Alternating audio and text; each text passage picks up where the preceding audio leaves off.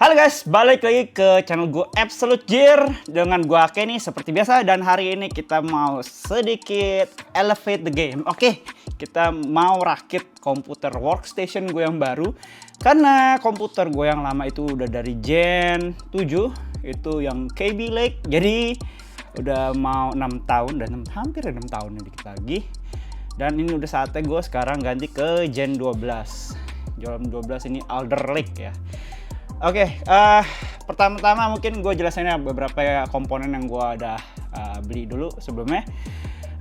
Pertama yang pasti casingnya yang paling gede ya. Ini tuh apa namanya? Thermaltake level 20, bukan level 20. Thermaltake Divider 200. Dan dia ini yang versi Air. Jadi ada dua versi, satu yang versi yang depannya tempered glass, atau yang air ini memberikan banyak airflow, lebih banyak jadi supaya lebih dingin. Cuma sebenarnya gue mungkin lebih prefer yang tempered glass ya, soalnya tempered glass kan lebih keren ya, jadi kelihatan illumination RGB dan nanti dari dalam. Ini gue udah review di video sebelumnya seperti apa. Kalau belum lihat bisa cek di kartu sebelah sini ya, salah satu di sini. Oke, masuk ke berikutnya. Di sini ada Pure Power 11.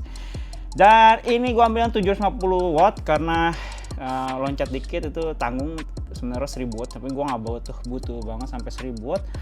Jadi gua ambil agak hampir ke high-nya di 750 watt dengan yang Pure Power 11. Di sini kita dapat 80 gold plus gold. Kalau belum tahu yang tadi Thermaltake ini sekitar di pasaran 2 juta, 1,8 ya, 1,8an. Yang Pure Power ini sekitar gue beli 1,7 ya, 1,8. Dan kita masuk ke motherboard ya. Ini motherboard sebenarnya agak niche picky ya, nggak banyak yang pilih untuk kelas ini. Ini Micro ATX. Kan ada di software yang kita tahu ada 4 versi untuk motherboard. Ada yang ATX biasa, yang biasa kita pakai, itu yang ya biasa orang pakai lah, ATX. Micro ATX ini yang lebih kecil dikit, jadi bagian bawahnya kok bisa dibilang agak dipotong. Ada lagi Mini ATX, lebih kecil lagi dari ini, dipotong lagi bagian bawahnya. Ada juga eATX, jadi eATX itu biasanya tuh sama size kayak ATX, cuman dia biasanya kalau gue lihat tuh ada bisa masuk RAM sampai 8 biji, 8 slot gitu ya. Biasa tuh workstation yang gede, cuma itu kan harganya pasti ajubile dan lu mesti pakai i9 yang ke atas gitu, yang dengan perkembangan teknologi makin cepet kayak nggak worth it buat beli yang paling atas, kecuali kalian emang full kerjaannya komputer. Cuman gue kadang nge-shoot, kadang ngedit animasi, jadi nggak terlalu di atas banget, jadi ya hampir di atas, cuman di atas. Oke. Dan gue ambil ini karena untuk casing ini hanya bisa muat Mini ATX sampai Micro ATX. Jadi kalian mesti lihat dulu casingnya. Dan kenapa gue ambil ini, karena formnya cukup compact. Nggak bilang compact amat sih ya, maksudnya ini lebarnya cukup lebar dan beratnya 15 kilo, ada ya 10 sampai 15 kilo, berat banget. Jujurnya berat banget. Dan gue mau maksimalin space gue, nggak terlalu banyak makan tempat. Sebenarnya gue mau Mini ATX awalnya, cuma Mini ATX again makin mahal. Jadi sekarang gue agak bingung, fenomenanya tuh makin kecil makin mahal ya. Buat saving space. Sama casingnya biasa tuh Mini ATX lebih mahal juga gitu. Jadi ya tergantung kebutuhan kalian. Kebutuhan gue untuk kerja, jadi masih butuh beberapa slot RAM untuk gue colok. Oke, next kita masuk ke ini, dia otak utamanya. Gue ambil i7 yang 12700K. Jadi kan ada banyak versi ya. Kalau bisa hindari semua yang huruf F, karena beberapa dari research yang gue lihat yang F itu performanya bukan kurang ya, maksudnya ya kayak terlalu limited aja gitu. Kalau siapa tahu kita butuh overclock dikit pas lagi nge-render atau gimana, ya ini bisa jadi plus minus. Oh ya, kenapa gue ambil yang Z690M ini? Karena dia juga chipset yang paling atas ya buat itunya ya, dibanding yang B untuk bisnis. H gue lupa buat apa, cuman Z ini hampir ke atas. Ada lagi yang X ya, cuman gue nggak tahu X masih ada lagi ya sekarang ya. Cuman biasa sekarang gue ambil yang Z690M. dan juga dia bisa sama Intel 12 Gen. Next, gue ambil RAM Trident Z. Kenapa gue ambil merek Trident Z? Karena banyak orang bule yang gue nonton kayak Linus Tech Tips apa siapa banyak pakai Trident Z ini, jadi gue suka desainnya ya. Sebenarnya oke lah Corsair dan kawan-kawan, cuman entah kenapa gue suka di Trident Z, jadi gue ambil Trident Z yang 64 GB. Jadi 32 64 GB. So far yang kemarin gue pakai 16 GB, tadi gue mau upgrade ke 32 GB, cuman takut bottleneck lagi di tengah jalan. Udah langsung aja hajar ke si Trident Z yang 64 GB. Harga cukup mehong, 5,3 ya kalau nggak salah. Sorry gue lupa, ini hours ini 4 juta lah taruh. i7 nya ini sekitar 5,9, ini 6 juta lah. SSD-nya kita ambil yang Samsung ya so far, karena gue percaya Samsung, dan Samsung tuh paling cepat buat SSD so far ini yang gue lihat. Kita ambil Samsung 980 Pro yang 1 tera. Jadi kemarin gue pakai Samsung juga 250 GB, emang sih murah, cuman nggak nyampe setahun udah penuh. Gara-gara gue kebanyakan pakai Adobe tuh kayak biasa bikin cache-nya tuh di local disk sendiri. Entah kenapa gue selalu masukin ke yang disk yang lain, cuman ada beberapa cache yang pasti masuk lagi ke local disk C-nya. Jadi pasti makan tempat banget. Walaupun gue udah media cache bersihin, tetep aja sampahnya masih banyak. Jadi hajar aja 1 tera langsung. Ini sekitar 2,7. Water coolingnya sendiri gue pakai dari NZXT Kraken X63. Dan ini RGB. Dan kenapa gue ambil water cooling? Karena udah lama sebenarnya gue pengen water cooling, dan gue nggak bisa pipa-pipaan kayak yang custom gitu, dan gue nggak ada background gitu. Gue takut tumpah juga, dan juga itu mahal ya. Mahal, bisa water cooling aja bisa 10 juta gitu ya. Ini gue beli di 2,5 ya untuk dengan dua kipas. Sebenarnya ada lagi yang di atasnya seri Z. Kita bisa ganti layarnya dia di sini bisa ada kartun, animasi, atau suhu. Cuman ya harganya nambah 1 juta. Perlu nggak perlu, ya udahlah ambil yang ini aja. Oke, itu aja untuk komponennya. Sekarang mari kita masuk ke build untuk PC yang baru ini.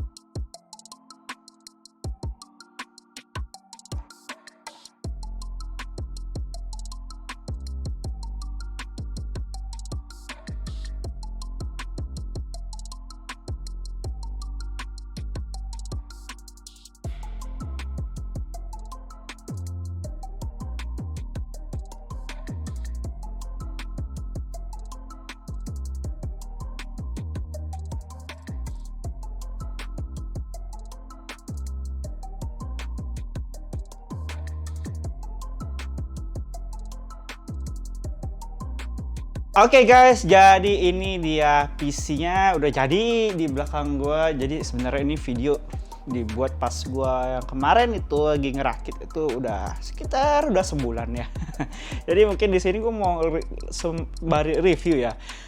Gimana sih performanya ya dengan i7 yang 12700K dipakein sama RAM 64 GB, dan apakah itu ngangkat untuk project-project yang kita lakukan. Dan jawabannya ngangkat banget, super ngangkat banget, gak ada lag sama sekali.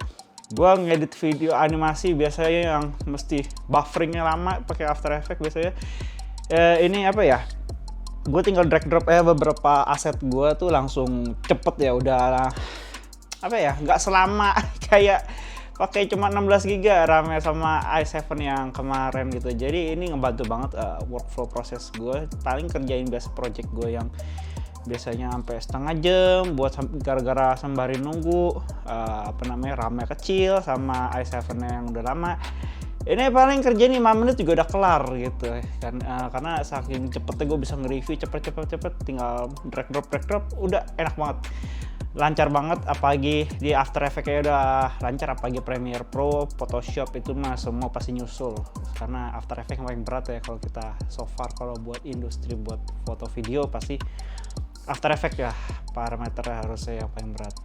Dan sekarang keluhan gue cuma satu, gue agak nyesel kagak upgrade ke i9. Kenapa? Sebenarnya i7 nih buat kita orang-orang di Indo pasti ngangkat banget buat project-project yang sehari-hari. Temen gue lagi mau masuk ke industri FX artist, itu masuk ke Houdini ya. Jadi Houdini kalau kalian tahu tuh simulation base apa namanya ya, pokoknya simulation base 3D gitu lah ya. Jadi kalian bikin simulasi kayak ke dalam kehidupan nyata tapi buat di dalam 3D, dan dia tuh agak challenging-nya, kalian harus punya pola pikir itu kayak programmer gitu ya. Untung gue ya ada background IT dulu, jadi buat beberapa coding yang akan dilakukan di dalam Houdini gue masih bisa ngerti. Cuma kalau disuruh buat dari awal, wah itu bener-bener ngeblank gitu. Jadi di situ challengingnya, dan di sini i7-nya bener-bener kepake semua 100% pakai Houdini. Dan itu aja beberapa simulasi kadang masih nggak ngangkat. Gue rasa i9 sebenarnya juga nggak bakal ngangkat, soalnya ini software berat banget. Jadi karena partikel yang dikalkulasi juga banyak, dan juga simulationnya cukup kompleks karena softwarenya cukup gila.